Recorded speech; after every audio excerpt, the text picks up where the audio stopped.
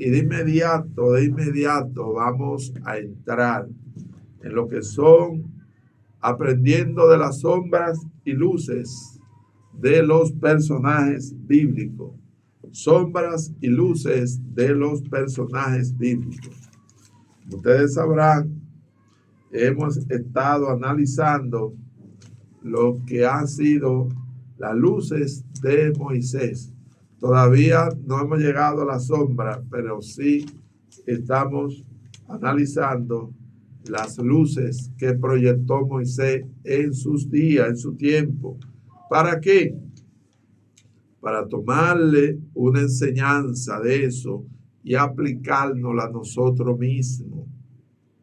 Porque la Sagrada Escritura dice que todo eso sucedió para ejemplo de nosotros, o sea, para que nosotros lo tengamos ahí como un espejo, para que nosotros nos podamos al usar con ese espejo del Viejo Testamento y podamos corregirnos y podamos lo bueno imitarlo, lo malo desecharlo y así entonces tener una iglesia victoriosa, una iglesia que cada día más vaya hacia adelante en vez de ir hacia atrás.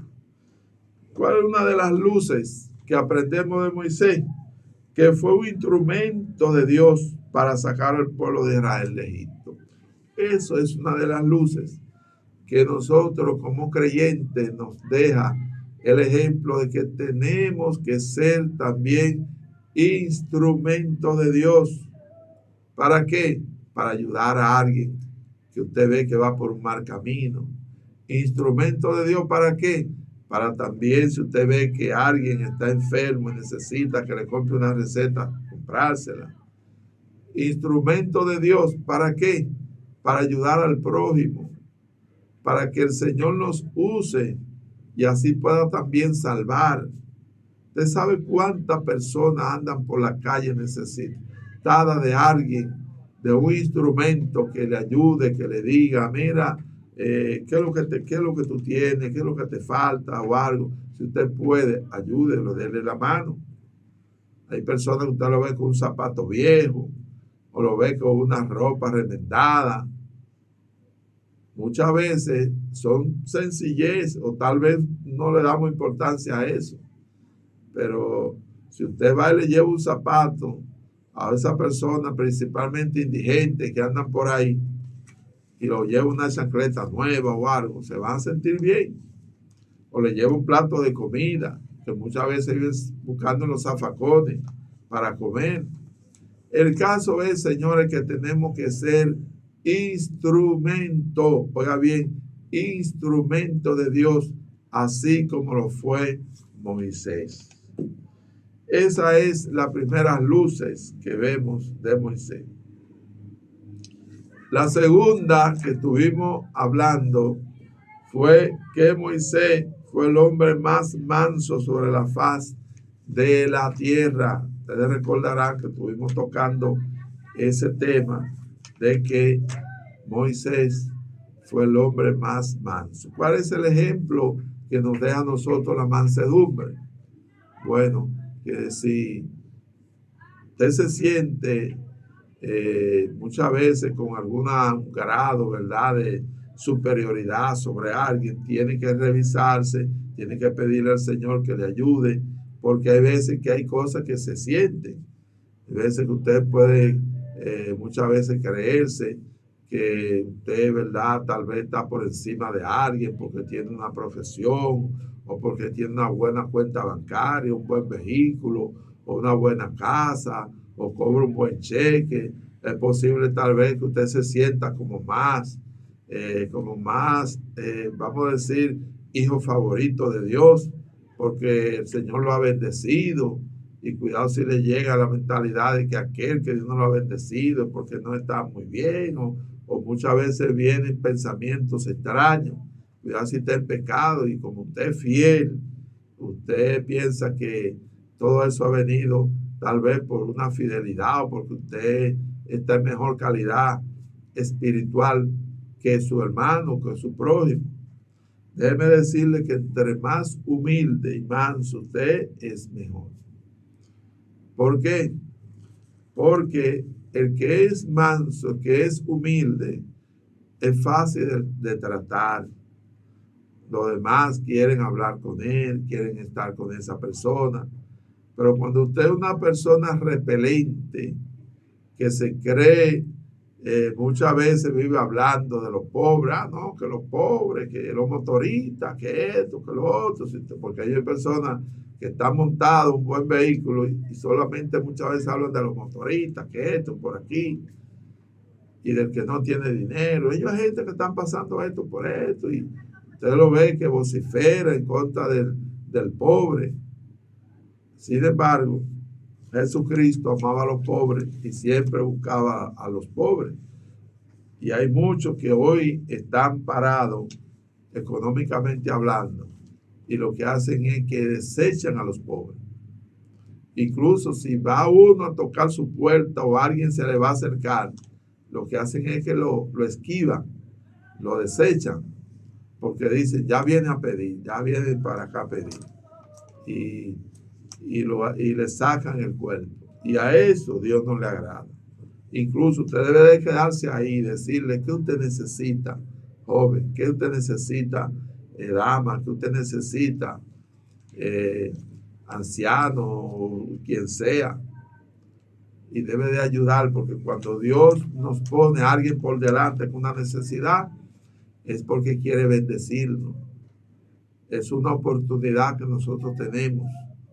Y usted tiene que saberla interpretar.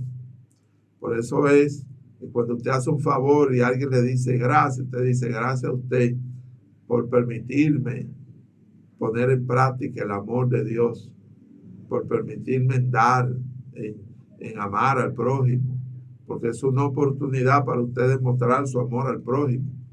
O sea que hay veces que no sabemos cuándo estamos ganando o perdiendo. Porque hay un adagio que dice que la mano que da, espera. Entonces, eso siempre hay que entenderlo en esa cobertura. Por eso que dice que Moisés fue el hombre más manso, porque Moisés, nosotros sabemos, ¿verdad?, que se estuvo codeando con casi 2 millones de personas. Oiga bien, 2 millones de personas. Y cuando Moisés no, vamos a decirlo así, no fracasó en medio de tantos tigres hebreos, que ahí había muchísimos tigres israelitas, que cuando faltaba el alimento comenzaban a hablar de Moisés, a decir, tú ves lo que yo te decía, que estaba un Egipto, ¿por qué no nos dejaste allá? Y Moisés no perdía la paciencia hasta el grado de cometer un error y irse al bollo con ellos. Era porque Moisés era manso. Y estamos hablando de pastorear 2 millones de personas. Nadie que 200 miembros, ni 300, ni 500, ni 1000 miembros. Y hay personas que tienen 1000 miembros en su iglesia y tienen la cabeza que no encuentran qué hacer. Oiga esto. Están ya sufriendo hasta de la presión alta. Tienen depresiones, aflicciones, porque están pastoreando 1000 miembros. Moisés tenía casi 2 millones de personas. Imagínense usted. 2 millones de personas. Que él era un solo pastor, un solo guía. Y gracias a Dios, que Dios utilizó a Jétro, que le dio un consejo, porque Moisés se estaba tirando toda esa carga a él, todos esos problemas del pueblo. Y Jétro le dio un consejo y dividió.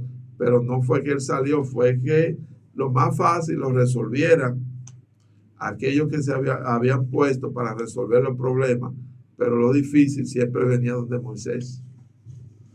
Entonces vamos a imitar, señores, la mansedumbre de Moisés, la humildad de Moisés, para que seamos cada día más cristianos de calidad, cristianos donde rindamos más a la sociedad y a nuestro prójimo. Aquí tenemos también la luz o la luz número 3. Si nosotros nos podemos analizar, de este enfoque de luz que dio Moisés en su tiempo. Y fue, señores, que Moisés, oiga, amó tanto al pueblo de Israel, que cuando el pueblo de Israel pecó haciendo un becerro de oro, ordenándole a Aarón que hiciera un becerro de oro y pecó, Moisés intercedió por el pueblo y le dijo que perdonara al pueblo y que si no lo perdonara, que lo borrara a él, oiga, de su libro. Oiga esto, yo soy de los que creo, ¿verdad?, que hay veces que el amor es tan grande, tan fuerte, que uno puede llegar a un límite, que no quiere decir que todos los pastores lleguen a decir esto. Lo que sí tenemos que imitar es que él tuvo un gran amor por el pueblo de Israel, que intercedió para que Dios lo perdonara. Pero ya el asunto de que lo borre de su libro, eso no, esos son casos especiales que lo usó Moisés con Jehová porque tenía mucha confianza. Pero usted sí debe de interceder por el pueblo para que Dios perdone al pueblo, la iglesia, perdone sus pecados. Porque hay casos que al ser especiales muchas veces no lo podemos tomar como ejemplo. Recuerde que Jehová y Moisés tenían una relación especial, porque en una ocasión Dios le dijo a la congregación que cuando hubiera profeta en el pueblo, él iba a hablar por sueños o visiones. Pero le dijo, pero a mi siervo Moisés, oiga esto, a mi siervo Moisés, yo le voy a hablar cara a cara. Oiga, a mi siervo Moisés, yo le voy a hablar cara a cara.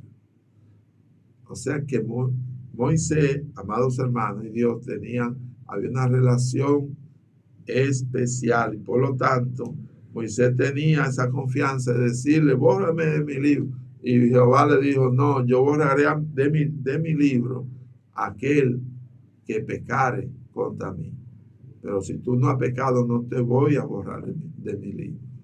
O sea que Dios fue claro con esto, para que Moisés entendiera que no es un asunto de capricho ni nada de eso, sino que los asuntos divinos son de principio. Dios puede borrar a alguien del libro de la vida cuando esa persona se descarría, pero no por capricho de que alguien diga, no, si tú no haces esto, también a mí. No, como alguien que, por ejemplo, se lleva preso y sale la mamá, llama preso a mí, venga también, y se lo llevan, no. El que hizo el delito es el que va a sufrir las consecuencias. Seguimos con la proyección de luz de Moisés número 4, señores. Número 4, y es que Moisés fue fiel. Dice la Biblia que Moisés fue fiel. Y uno se preguntaría, entonces, Valdés, ¿por qué entonces Moisés no entró a la tierra prometida? Entonces ahí es donde está la incógnita de que usted dice, bueno, si dice la Biblia que él fue fiel, hasta ese momento que la Biblia está expresando eso de la historia, Moisés fue fiel hasta ese momento. Ahora después, cuando siguió corriendo la historia, Moisés tuvo ese impasse y por lo tanto ahí no pudo entrar a la tierra prometida. Pero esto sucedió cuando dice que Moisés fue fiel antes de ver acontecido esto. Entonces es muy importante aclarar eso para que se pueda interpretar el asunto de cuando Moisés golpeó la peña, que nosotros sabemos, ¿verdad?, que fue un poco desesperado de Moisés golpear la peña cuando Dios le dijo que le hablara a la peña. Vamos a entrar de inmediato a la proyección de luz número 5. Aquí nosotros encontramos que Moisés cedió del todo al pueblo sin reserva. Ahí lo vemos. ¿Por qué lo vemos así? Porque en todo el caminar de Moisés, solamente lo que lo vemos es consagrado, sin pensar ni que en riqueza, déjame hacer un ahorro, cuando yo vaya a Canaán, tener esto, aquello. No, no. Moisés se dio por entero a la obra, a ese pastoreo de esas 2 millones de personas, que es lo que también nos deja como ejemplo que cuando Dios lo llama a tiempo completo, usted debe de darse por entero y no enfocar tal vez otro proyecto, otro propósito que le pueda tomar el tiempo de Dios, porque hay personas que Dios lo llama, está bien, hacen algo extra, pero sin tomar el tiempo de Dios. Pero cuando usted está tomando el tiempo de Dios del ministerio para usted dedicarse a otro proyecto, ya hay problemas. Porque entonces usted se está dividiendo en 2, 3 o 4 personas cuando Dios lo ha llamado a consagrarse a un ministerio X, principalmente el ministerio del pastorado, que es bastante exigente. Y al ser bastante exigente se necesita, ¿verdad?, personas que tomen el ministerio de manera seria, porque así entonces las iglesias pueden crecer, señores. La iglesia puede crecer cuando se le hace inversión de tiempo, cuando se le hace inversión de esfuerzo, de sacrificio. Pero cuando no se le hace inversión de esos elementos, entonces las iglesias muchas veces, en vez de crecer, lo que hacen es que van bajando en número y la persona se va convirtiendo más apático a las iglesias, porque no hay un trabajo eficiente de la persona que está al frente. Entonces, usted ha sido llamado para atender una grey, trate de atenderla de tal forma que pueda llenar las expectativas y que no estén hablando de que el pastor no visita, de que fulano no visita, no hace esto, aquello, que la pastora no hace aquello, porque como hay pastora, hay pastora. No, que el líder no hace esto, cualquier tipo de liderazgo que usted esté ejerciendo, no deje que la persona comiencen a hablar de que usted no le está dando tiempo. Copia de Moisés, que Moisés tuvo tiempo completo ahí pastoreando esos 2 millones de personas. Señores, seguimos con el número 5. Ahora nos vamos al número 6. Aquí nosotros podemos ver en el número 6 que principalmente Moisés, señores, oiga bien, Moisés fue un hombre que cuando veía algunas injusticias, él no aguantaba, él no soportaba. O sea que en Moisés había un corazón justiciero, un corazón de justicia, un corazón justo. ¿Por qué razón decimos esto? Por 3 ocasiones que Moisés se vio enfrentado. Y fue el primero, cuando estuvo en Egipto, te recordarán que vio un egipcio que golpeaba a un hebreo. Y ahí nosotros sabemos, ¿verdad?, que cruzó la línea. ¿Por qué? Porque recuerden que Moisés no estaba bajo ninguna ley, Moisés no estaba bajo ningún tipo de principio. La justicia que utilizó Moisés fue de manera excesiva, porque todavía no había reglas ni ley conforme a lo que, o sea, Dios todavía no había escrito nada para que Moisés se pudiera regir, porque él estaba en Egipto. Lo que hizo fue que mató al egipcio. Pero lo que queremos resaltar aquí es ese sentido de justicia que tenía Moisés, de tal forma que no podía haber algo malo cometiendo algún tipo de justicia, porque él se metía. pero no solamente ahí matando al egipcio, sino después, cuando vio un hebreo que maltrataba a otro hebreo, se metió. Y ahí fue donde el hebreo le dice, ¿quieres tú matarme como mataste al egipcio? Y él se vio descubierto y salió huyendo. Pero el asunto de ese sentir de justicia no se terminó ahí, porque cuando llega a Madián, ve un caso de injusticia también de unos pastores que no dejaban beber las ovejas de una doncella que eran hijas de Jetro. Y él tuvo que fajarse con esos pastores, ahí comenzó y así pudieron esas muchachas darle de beber a sus ovejas. Ustedes ven cómo vemos un Moisés con un sentido de justicia, un alto sentido de justicia, que no podía ver lo malo que se estaba cometiendo, porque él lo que quería era arreglar las cosas. Entonces, es muy importante que nosotros también imitemos ese alto sentido de justicia que tenía Moisés para ayudar a los demás. Y por último, señores, es muy importante enfocar que Moisés perseveró hasta el final con esas 2 millones de personas, hasta que Dios, ¿verdad?, le dijo que ya. Es importante la perseverancia en este asunto, porque la Biblia dice que el que persevere hasta el fin, ese es quien va a ser salvo. Entonces vamos a perseverar hasta el fin en lo que el Señor nos ha puesto en nuestros hombros, y estamos seguros, ¿verdad?, que vamos a tener un trabajo eficiente, edificativo, y el Señor entonces así nos va a premiar. Así que agradecemos al Señor porque hasta aquí ha permitido que el camino hacia Canaán esté llegando a través de la red. Así es que para su hermano y amigo Rafael Valdés, fue más que un placer estar con todos ustedes. Dios le bendiga y Dios le guarde.